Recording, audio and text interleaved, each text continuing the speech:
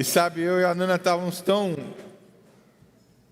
Foi bom o tempo assim, eu estava falando para alguns...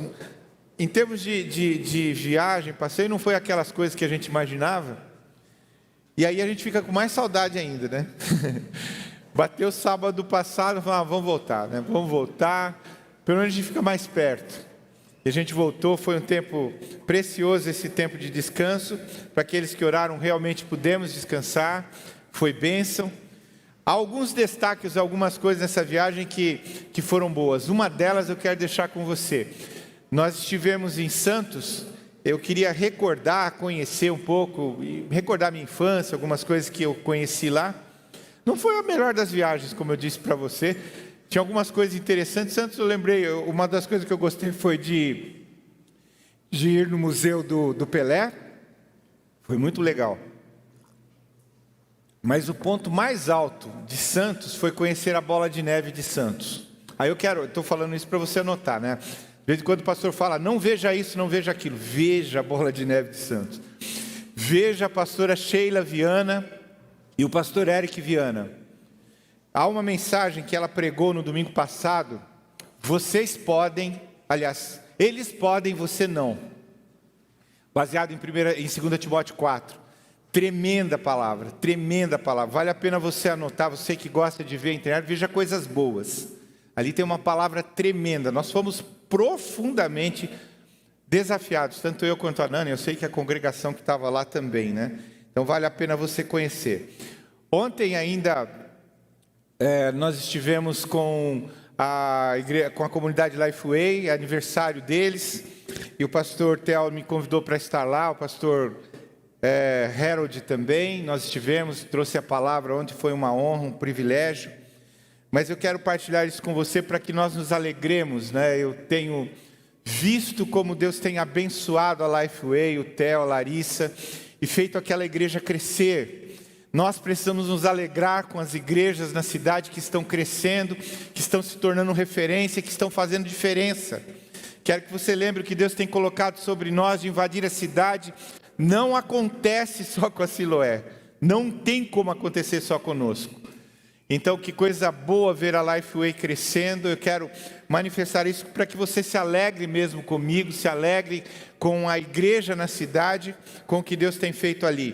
O pastor Theo ontem mostrou o local que eles adquiriram e vão estar construindo.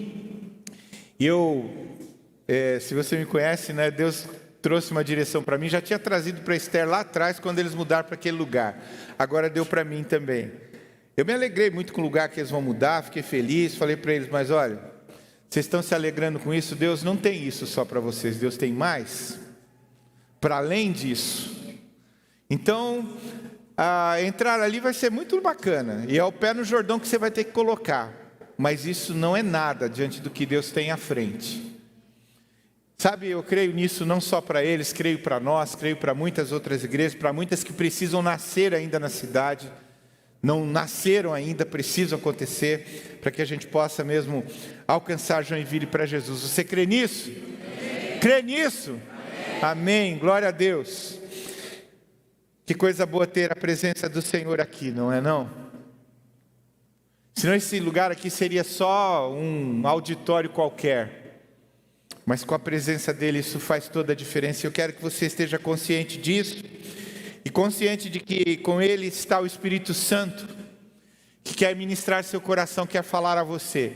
Nós temos estudado sobre Romanos, já falamos sobre a ira de Deus, e alguns de nós talvez fiquem até impactados, como é que pode Deus ficar irado? E ficou, né? E fica por causa do pecado. E aí no transcorrer do texto nós vamos ver uma situação que invadiu a igreja dos nossos dias, mas é uma heresia bem antiga, né?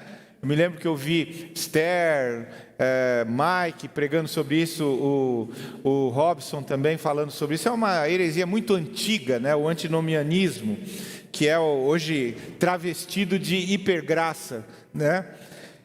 E tudo isso Deus estava ministrando através do apóstolo Paulo para a edificação da vida da igreja de Roma e para nós também hoje aqui. Essa palavra alcança o nosso coração hoje. E hoje nós vamos falar então sobre o conflito da alma, que eu creio que é talvez um dos pontos mais controversos do texto de Romanos. Quando você vê um apóstolo dizendo que ele queria fazer o bem, mas não consegue, um apóstolo. Você se identifica com ele? Eu me identifico. Eu quero fazer o bem, mas eu acabo fazendo a coisa errada. Como é que fica isso? Miserável homem que eu sou. E o próprio apóstolo declara isso a respeito dele. Então você não está sozinho, olha que coisa maravilhosa, né? A gente pode aprender com ele, pode crescer. Eu quero conversar com você um pouco sobre isso, mas eu tenho que te dar algumas dicas preciosas. Eu não me lembro, e até uma coisa para se pensar, eu não me lembro de um livro específico sobre o conflito da alma, então eu pensei em 2 livros que podem ajudar. O primeiro deles foi muito marcante para mim, O Cristão Ateu, de Craig Groeschel.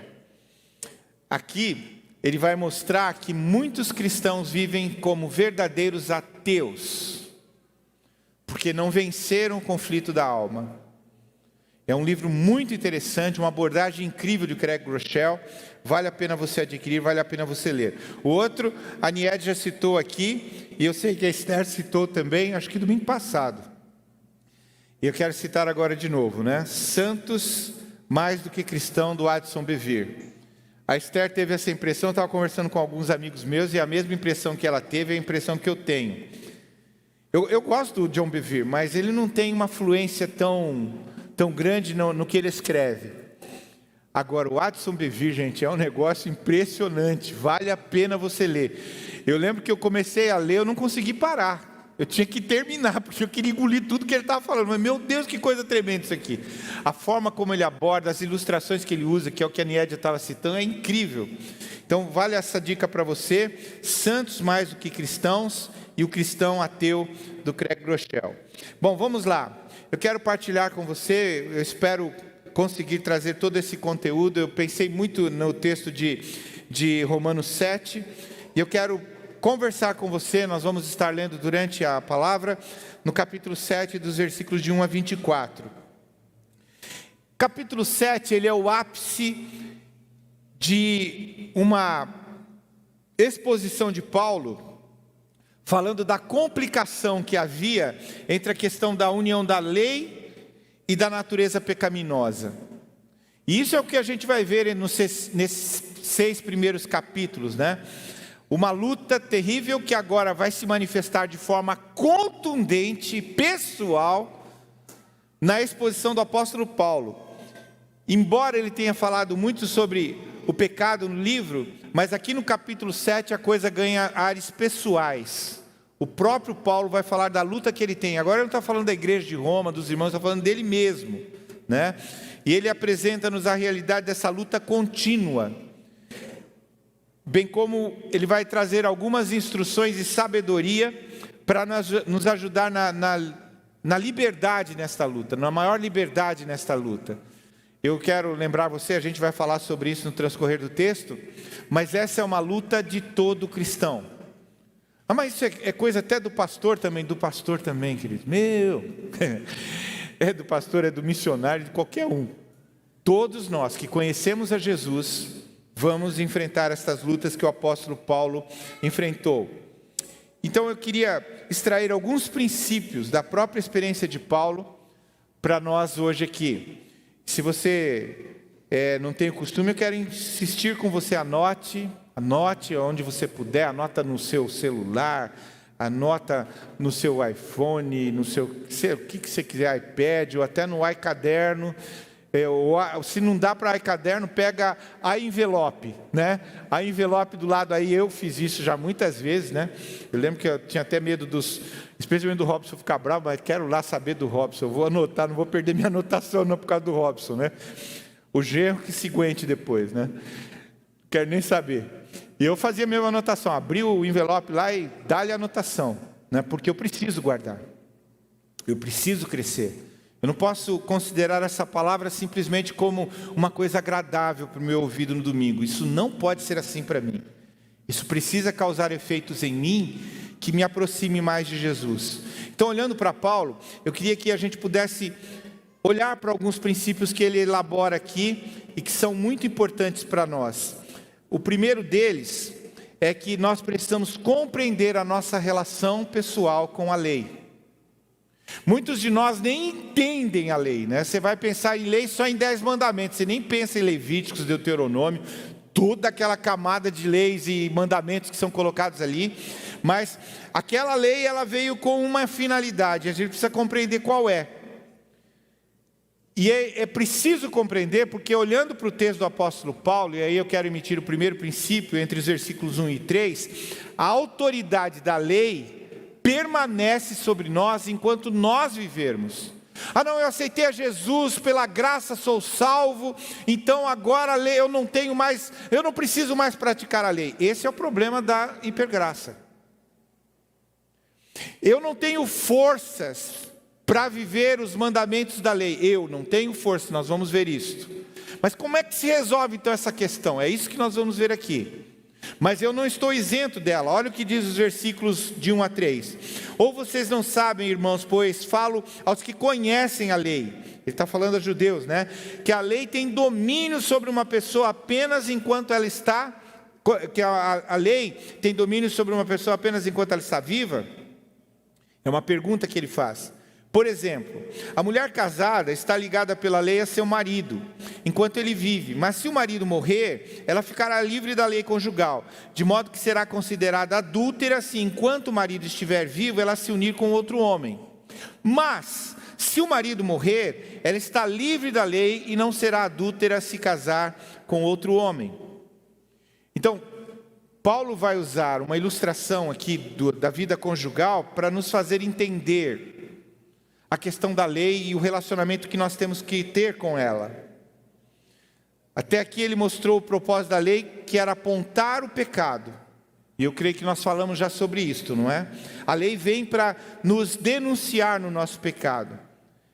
E que sobre a lei o pecado realmente aumentou. Quando a lei veio, o pecado se evidenciou. Por causa da própria lei, que foi uma medição, foi uma régua, que apontava e que denunciava o nosso pecado.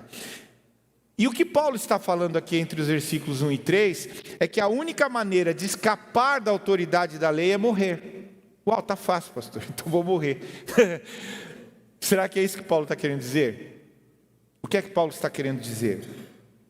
O problema é que quando morremos, nós enfrentamos o julgamento, a pena, pela nossa incapacidade de guardar a lei. Se você morre hoje sem a prática da lei, você está separado de Deus e você vai ser julgado pelo que você praticou.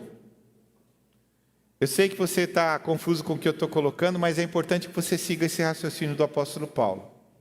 Se você morrer hoje sem Jesus, você vai ser julgado pela lei. É isso que a Bíblia está dizendo para mim e para você. Então ele ilustra falando e usando o relacionamento conjugal. Ele mostra que com a morte do marido, a esposa está livre para casar novamente. Ela não está mais sobre a autoridade do primeiro marido. Eu não quero me adiantar nisso, eu quero que você siga o raciocínio para entender exatamente o que Paulo está querendo dizer. Então, para sermos livres, para ter um relacionamento com Deus, nós devemos morrer para a lei. E o que Paulo vai afirmar nos versículos de 4 a 6 é que existe sim uma maneira de morrer para a lei e escapar do julgamento. Olha só, você vai morrer para a lei e não vai ser julgado. Como é isso? Veja os versículos de 4 a 6. Assim, meus irmãos, também vocês morreram para a lei por meio do corpo de Cristo, para que pertençam a outro. Vocês morreram para a lei por meio do corpo de Cristo, e aqui está introduzindo então a vida com Deus, a vida com Jesus, para que pertençam a outro, a saber, aquele que ressuscitou dentre os mortos, a fim de que frutifiquemos para Deus. Porque quando vivíamos segundo a carne, as paixões pecaminosas, despertadas pela lei, operavam em nossos membros a fim de frutificarem para a morte. Agora, porém, estamos livres da lei, pois morremos para aquilo a que estávamos sujeitos, para que sirvamos da maneira nova, segundo o Espírito, e não da maneira antiga, segundo a letra. Então Paulo mostra que se nós nos unimos a Jesus, nós morremos com Ele para a lei. e agora somos vivificados por Deus. Quando Jesus morre na cruz do Calvário, eu e você precisamos nos lembrar disto. Ele que era o Cordeiro Santo de Deus, Cordeiro Imaculado, ele pagou o preço dos nossos pecados. Por isso ele diz, já não há mais condenação. Por quê? Porque ele nos substituiu na cruz do Calvário. E aí você vai lembrar do momento do seu batismo. Especialmente se nós nos lembramos, aí é extremamente significativo o batismo por imersão. Quando você é batizado, você é mergulhado, você morre. Essa é a simbologia. Para que você seja ressuscitado com Jesus. Então morre com você todos os seus pecados, porque foram perdoados por Jesus. Ele viveu, ele praticou a lei sem pecados, ele viveu entre nós. Ele morre a morte substitutiva, e eu morro com ele agora no batismo, para ser ressuscitado para uma nova vida com ele, agora sem o julgamento. Então, pondo de lado em sua carne a lei, com seus mandamentos e regulamentos, seu propósito, o propósito de Jesus, era criar em si mesmo uma nova humanidade. E Paulo vai usar isso aqui falando da questão dos gentios e dos judeus.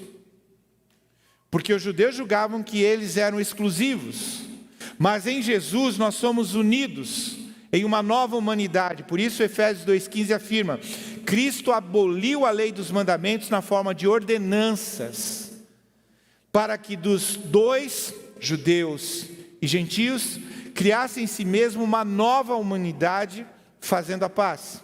Então, por meio do batismo, nós morremos para a lei e ressuscitamos para uma nova vida em Jesus. E essa mudança não é algo, e aí que começa a construção do entendimento de como podemos vencer esse conflito.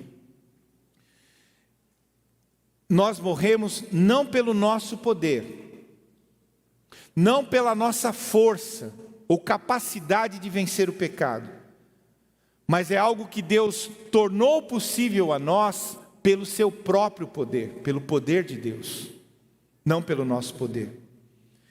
Então vamos avançar.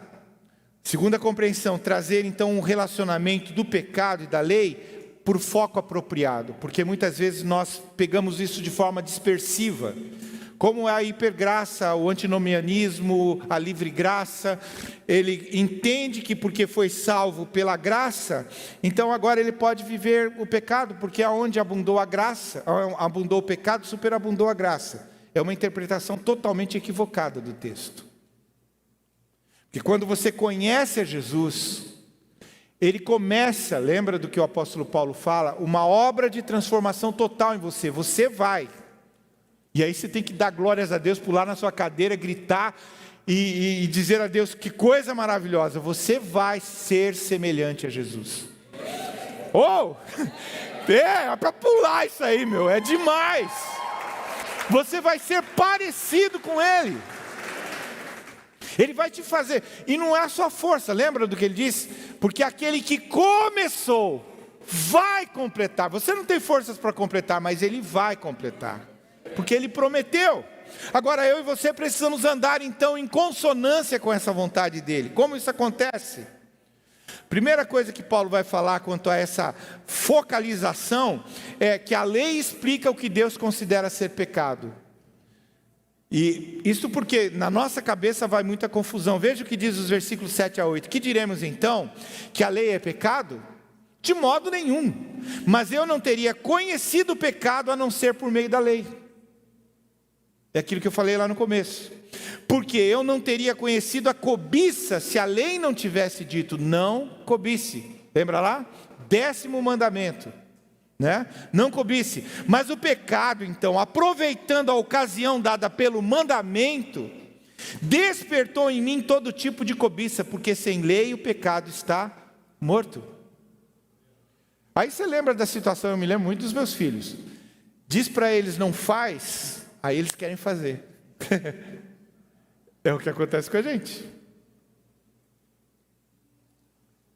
E aí isso tem que ser tratado dentro do nosso coração, como nós tratamos com os filhos, não é? Com sabedoria de Deus.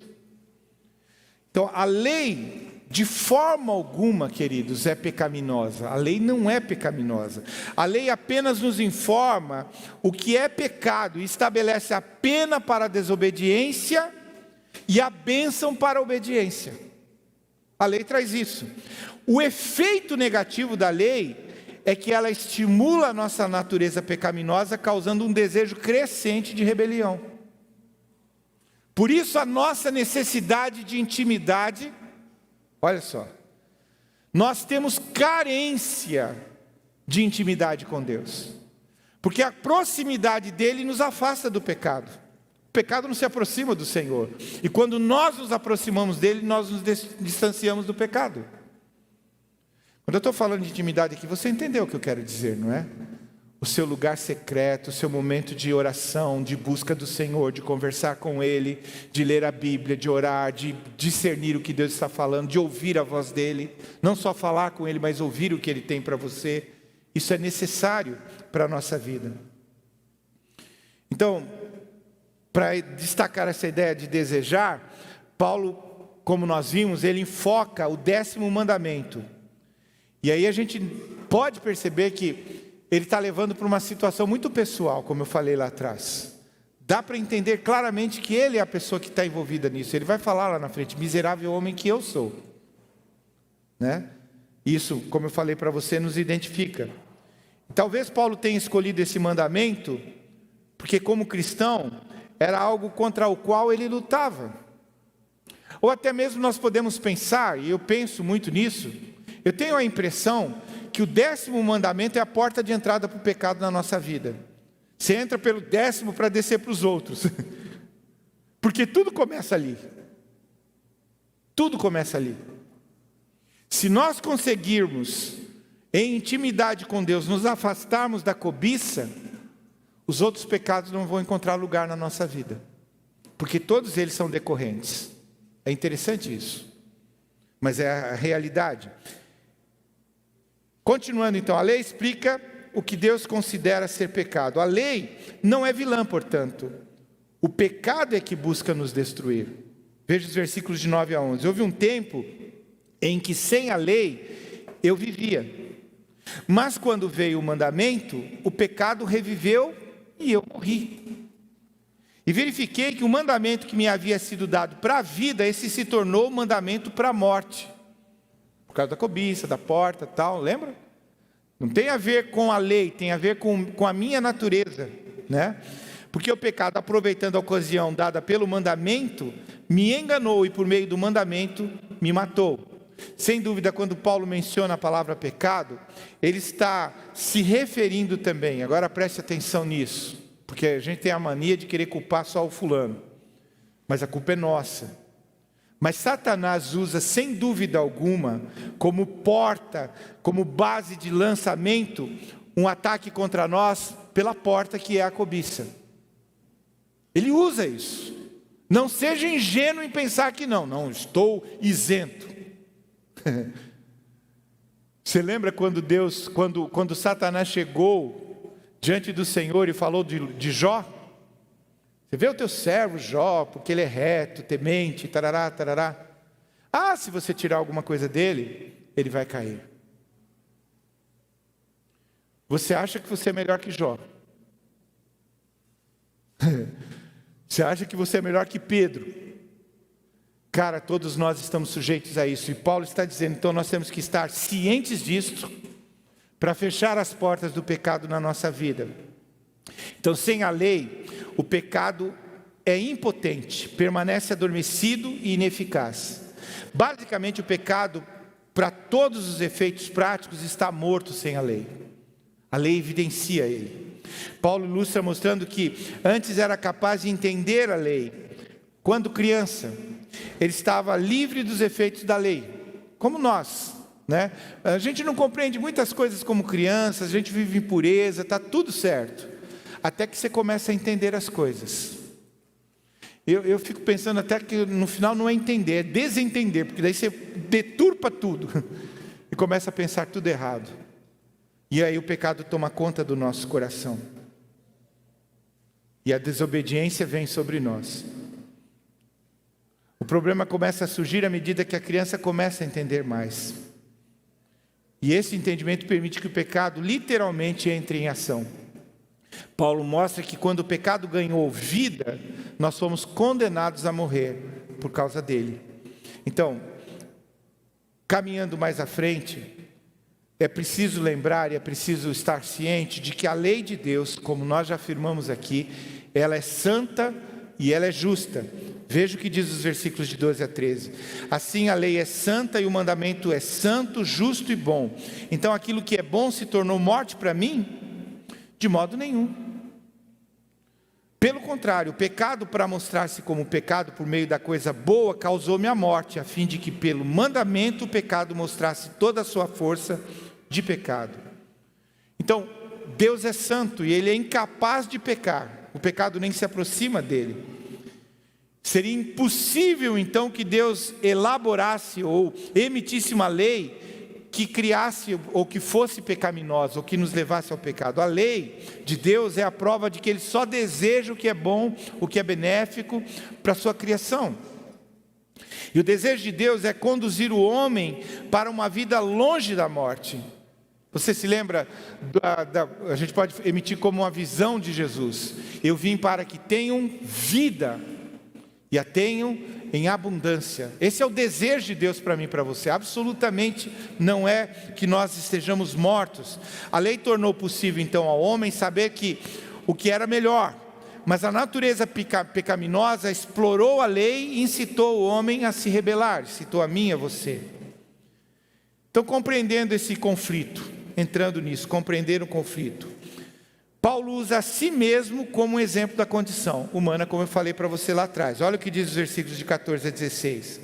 Porque bem sabemos que a lei é espiritual, eu porém sou carnal, vendido à escravidão do pecado, porque nem mesmo compreendo o meu próprio modo de agir, pois não faço o que prefiro e sim o que detesto. Ora, se faço o que não quero, concordo com a lei que é boa. Nesse sentido, então, a lei é espiritual e nós não somos espirituais nesse sentido. Ah, pastor, mas eu sou espiritual porque eu tenho Jesus. Aqui é a questão da nossa velha natureza que está sendo mortificada. Por isso que o apóstolo Paulo insiste comigo e com você que nós devemos mortificar a nossa velha natureza todo dia. Aí a gente tem algumas coisas que pegam, né? Você olha para uma pessoa recém-convertida e diz, olha, eu sou espiritual, e ela como recém-convertida é carnal, porque ela não entende determinadas coisas e tal. Compreenda uma coisa como o apóstolo Paulo destaca aqui. Eu e você, embora tenhamos conhecido a Jesus e somos casa de Deus, o Espírito Santo habita em nós, nós ainda não somos perfeitos. Nós ainda caímos em pecados. Quando eu estou dizendo isso, eu não estou profetizando caia em pecados, eu estou dizendo que nós caímos. O pecado nesse sentido se torna um acidente na nossa história, mas é um acidente que acontece. E que precisa de retorno. Aí eu não vou entrar nos detalhes disso, mas você vai lembrar, por exemplo, de João, quando ele afirma lá em 1 João 9, se confessarmos os nossos pecados, Ele é fiel e justo para nos perdoar os pecados e nos purificar de toda injustiça. Por que eu tenho que confessar? Porque eu faço. Porque eu cometo, senão eu não precisava. Mas Deus dá esse dispositivo tremendo que é, eu confesso o meu pecado ao Senhor, Ele perdoa os meus pecados, me traz de novo para a natureza de alguém que está purificado pelo Espírito Santo. Portanto, isso é muito sério. Eu não queria tomar isso, mas eu acho que eu preciso falar isso para você. Eu me lembro da minha infância, meus pais me ensinavam a orar. Eu chegava à noite e dizia, Senhor, perdoa a multidão, porque eles me ensinaram assim, né? A multidão dos meus pecados. E um dia, eu estava num curso de cruzada estudantil e profissional para Cristo, e eu perguntava, como é que você ora? Tá, perdoa, Senhor, a multidão, toda noite eu oro, perdoa a multidão dos meus pecados e tal. Aí o pastor que estava ministrando, chegou para mim e falou, Evaldo, então diz para mim, qual o pecado que você confessou para Deus que você deixou, para Ele te perdoar? Não, eu pedi para Ele perdoar a multidão, tá, mas nem você sabe qual é o que Ele tem que perdoar, como é que você quer que Ele perdoe? você tem que chamar o pecado pelo nome. Repita comigo: chamar o pecado pelo nome. Isso tem a ver com amadurecer, com crescer. Por isso, a confissão não é quando o pastor ou quando não sei o quê, não. Quando o Espírito Santo falou a sua mente, é a hora de você confessar. É hora de você dobrar os seus joelhos e dizer: Senhor, eu reconheço que eu pequei contra Ti e que eu preciso do Teu perdão. E isso contribui para o nosso crescimento, para o nosso amadurecimento em Jesus. Então, Paulo aqui mostra com tudo isso, pinta um quadro de um cristão que está tentando melhorar, tentando ter uma vida de santidade, mas pela sua própria força. E isto aqui nesse texto é fundamental, porque eu vejo muitas vezes irmãos: não, pastor, eu tenho lutado tanto, eu tenho esforçado. Pare de lutar, confie em Deus, deposita a sua confiança nele, dependa dele, não dependa de você. Você vai cair, eu vou cair, eu preciso depender do Senhor, eu preciso depender dele. Mas Paulo vai falar sobre isso de forma mais clara mais à frente.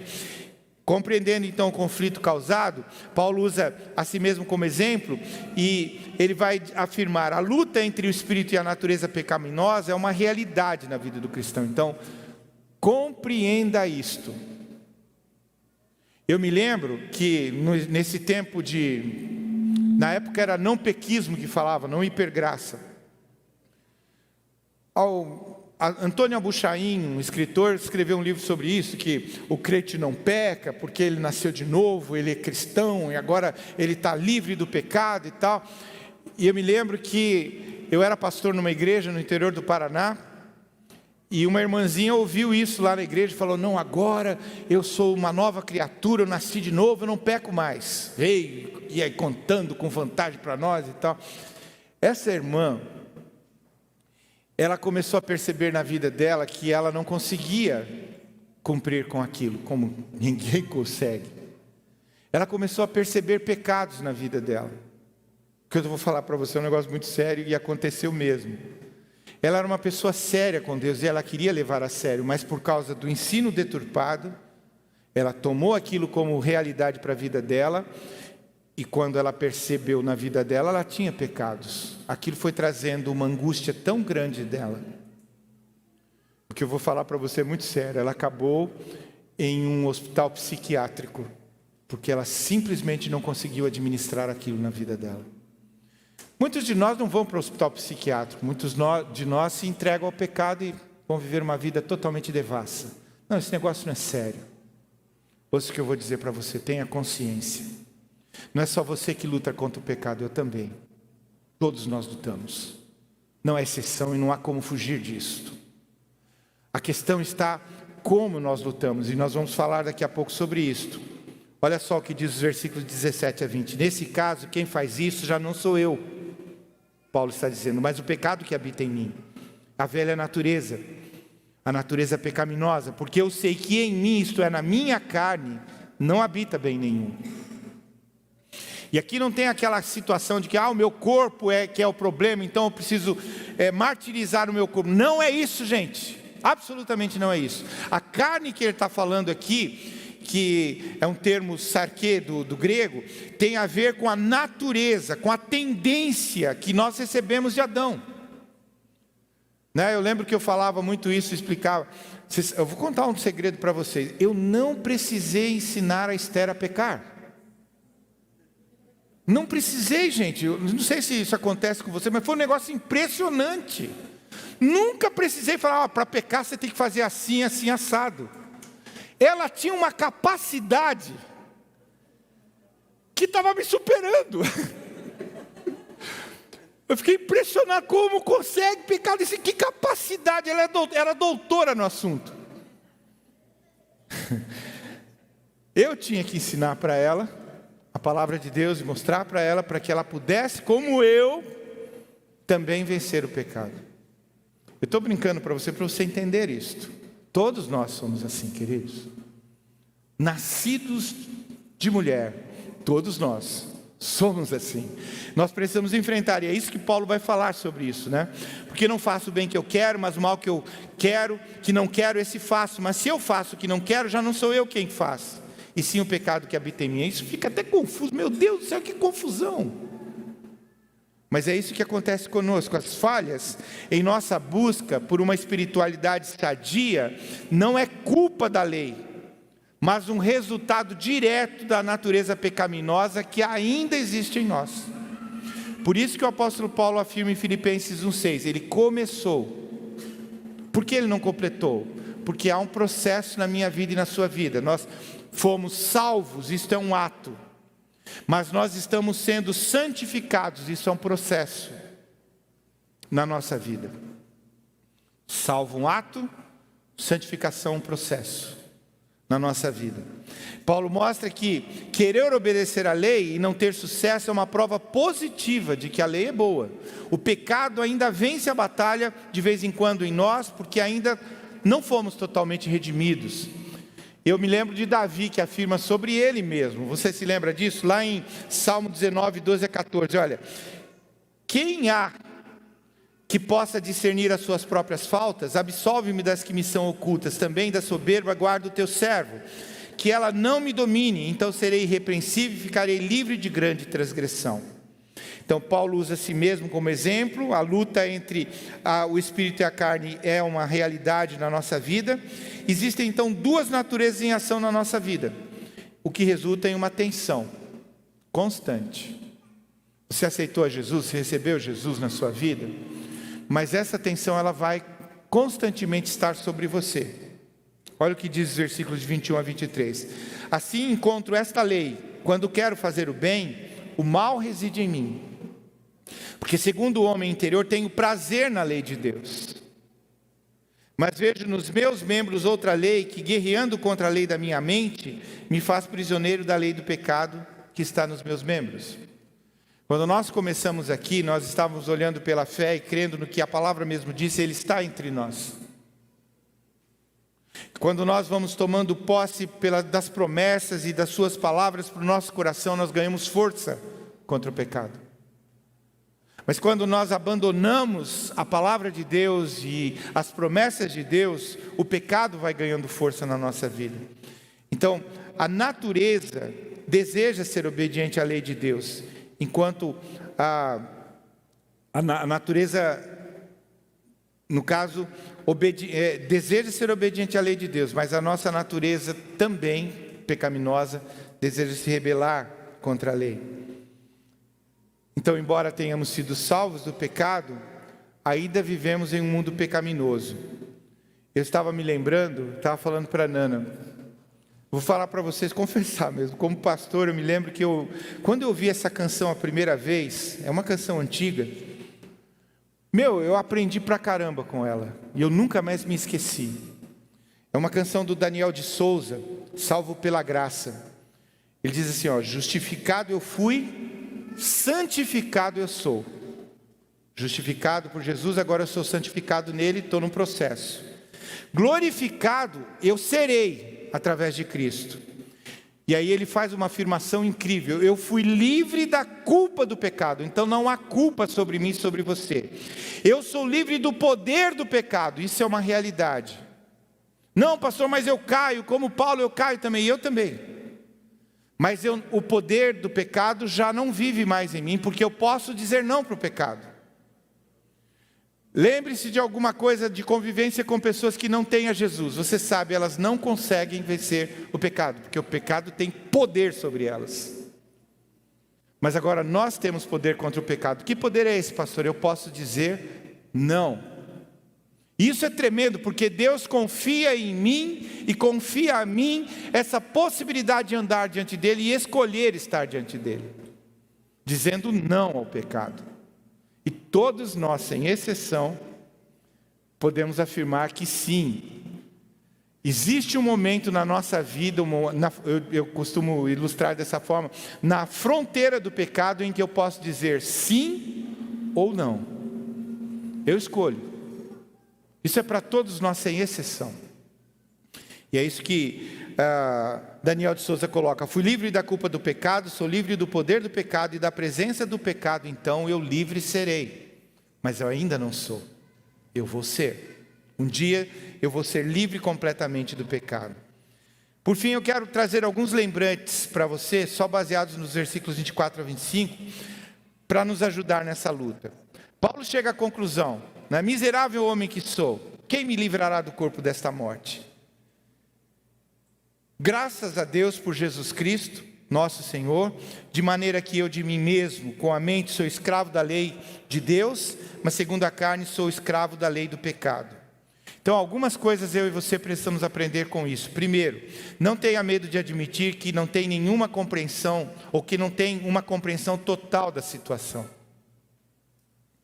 Eu estou aqui ministrando você nesta manhã, mas eu posso dizer para você: eu compreendi o que Paulo falou e o que o Espírito Santo me mostrou, mas ainda fica na minha cabeça: mas por que eu não consigo vencer? Fica na sua? Não sei, na minha fica. Poxa vida, ele me amou, eu amo, mas como é que eu não consigo vencer? Como que o senhor resolve isso, pastor? Simplesmente crendo. Porque eu sou salvo não pelo que eu entendo, eu sou salvo pelo que eu creio. Uau, pastor! Você não é salvo porque você compreendeu, você é salvo porque você creu. Eu sou perdoado porque eu criei. Isso opera em mim, então, transformação na minha vida. Então, primeira coisa que você deve providenciar na sua vida: não tenha medo de admitir que você tem uma compreensão, que você não tem uma compreensão total da situação. Em segundo lugar, admita que não é perfeito, que você não é perfeito, na verdade, cheio de imperfeições. Eu me lembro de participar de igreja e ouvir. Isso para mim era muito complicado. De vez em quando eu ouço algumas pessoas na igreja falando sobre isso.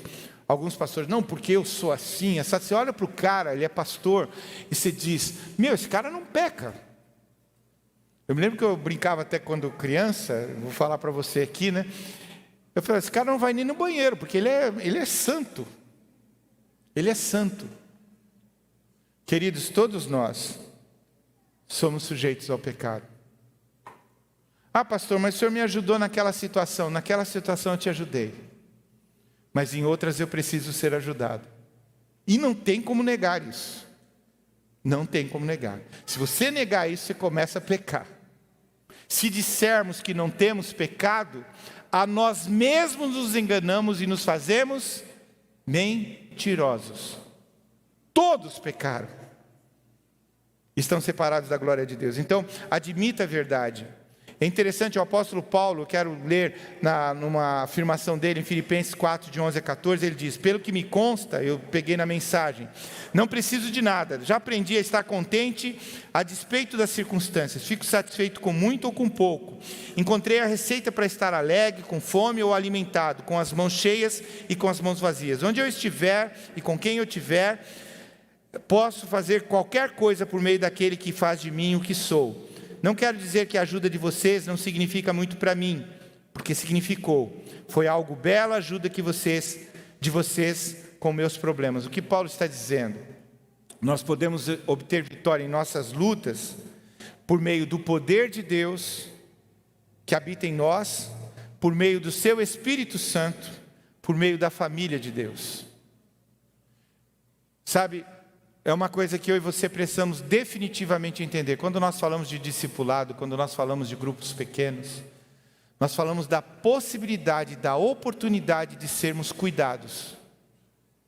E não é você que precisa ser cuidado, eu quero lembrar sempre vocês. Seu pastor tem um discipulador, seu pastor participa de um grupo pequeno, porque eu preciso. Não participo para ter estratégia, eu participo porque eu preciso. Eu preciso. Então nós precisamos disso. Mais ainda, eu quero ir partindo para o final aqui. Perceba que você falhará.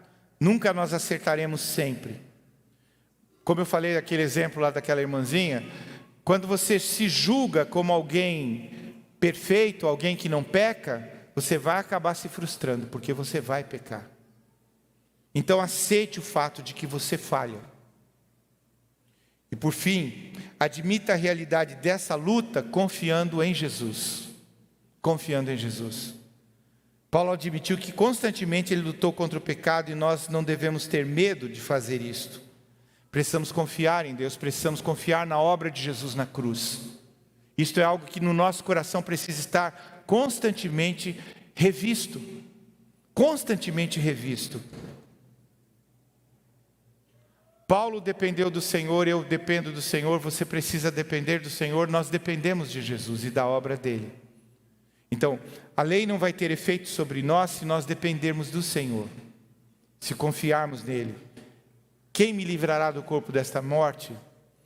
O texto do capítulo 8, todos nós nos lembramos bem, diz: agora, pois, nenhuma condenação há para os que estão em Cristo Jesus. Para os que estão em Cristo Jesus. Então, lembrando você, a religião não te salva, a comunidade Siloé não te salva, o pastor Evaldo não te salva, o teu GP não te salva, o teu apacentador não te salva. Jesus fez isso por você na cruz. E você precisa confiar nele. Eu li uma coisa muito interessante, eu quero compartilhar com você e encerrar com isto. Tem um livro Para Sempre Triunfante, de um autor, Hegel. Ele escreveu, conta uma história da Segunda Guerra Mundial. Ele fala de um general, Jonathan Wainwright. Ele foi capturado pelos japoneses e mantido prisioneiro em um campo de concentração na Manchúria. E ele foi tratado de forma cruel, foi esmagado, quebrado, ficou sem esperança, até que os japoneses se rendem e a guerra termina. Presta atenção nisso. E o exército americano mandou um coronel até o campo de concentração onde estava esse Wainwright, que era um general, para anunciar pessoalmente a ele que o Japão havia se rendido, estava derrotado, e que ele, o Wainwright, agora estava sob o comando daquele campo de concentração, inclusive dos japoneses. Ele recebe a notícia e volta para os seus aposentos. Quando ele volta, os soldados japoneses o encontram e começam a zombar dele e a agir como agiam naturalmente, fazendo no passado, maltratando ele e depreciando ele. Wainwright lembrou da notícia da vitória que estava fresca na sua mente e com toda a autoridade olhou para aqueles soldados e disse: não, eu estou no comando aqui, essas são as minhas ordens como comandante aqui. O que eu achei interessante foi a aplicação que Hegel fez. Ele disse: você foi informado da vitória do seu Salvador no maior conflito de todos os tempos? Você já foi informado? Talvez você tenha sido informado que Dom Pedro proclamou, mas você já foi informado que o Filho de Deus assumiu a forma de servo, viveu entre nós sem pecado. Ele subiu em uma cruz e pagou o preço de todos os seus pecados. Você está livre, você está liberto. Ele diz: então levante-se para fazer valer os seus direitos, nunca mais afunde quando o inimigo vier oprimir você. Reivindique a vitória em nome de Jesus. E por fim ele observa: nós devemos aprender a permanecer no terreno da ressurreição, no lugar da ressurreição, considerando a morte para a vida, para a velha natureza, sobre a qual Satanás tem poder, esquecendo dela, e então vivendo a nova vida, a nova natureza, na qual Satanás absolutamente não tem poder. E nessa vida nova, eu e você adquirimos poder do alto para vivenciar e vencer.